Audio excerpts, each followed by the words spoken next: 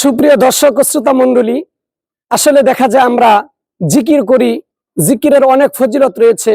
রাসূল আকরাম সাল্লাল্লাহু আলাইহি সাল্লামের কাছে এক সাহাবী এসে বলেছিলেন, ইয়া রাসূলুল্লাহ, আমাকে এমন একটি আমলের কথা বলে দিন যাতে যে আমল করলে আমি সহজে জান্নাতে প্রবেশ করতে পারবো। রাসূল আকরাম সাল্লাল্লাহু আলাইহি সাল্লাম বলেছেন, তুমি সবসময় জিকির করতে করতে তোমার জিহ্বাকে তরুতাজা রাখবে, তাহলে তুমি কিয়ামতের দিন বিনা হিসাবে হাসতে হাসতে জান্নাতে প্রবেশ করতে পারবে। আসলে এই যে ফজিলত, এটা কিন্তু শুধু জিকিরের জন্য নয়, জিকিরটা এমন হতে হবে, জিকিরটা আমার জন্য বিশুদ্ধ হয়।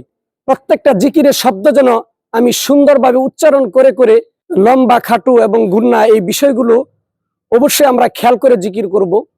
আমরা দেখা যায় অনেক সময় জিকির করার সময় এই বিষয়গুলো খেয়াল করি না।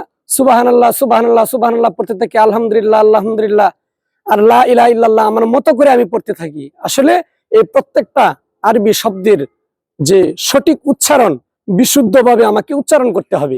সুবহানাল্লাহ সুবহানাল্লাহ, আলহামদুলিল্লাহ আলহামদুলিল্লাহ, আল্লাহু আকবার আল্লাহু আকবার। এইভাবে লম্বা বাড়ি ঠিক করে উচ্চারণ সঠিকভাবে আদায় করে জিকির করতে হবে। আমরা দেখা যায় লা ইলাহা ইল্লাল্লাহ জিকির করি, লা ইলাহা ইল্লাল্লাহ লা ইলাহা ইল্লাল্লাহ। আসলে এটা সঠিকভাবে আমাকে উচ্চারণ করতে হবে, আর লম্বা বাড়ি ঠিক করে পড়তে হবে।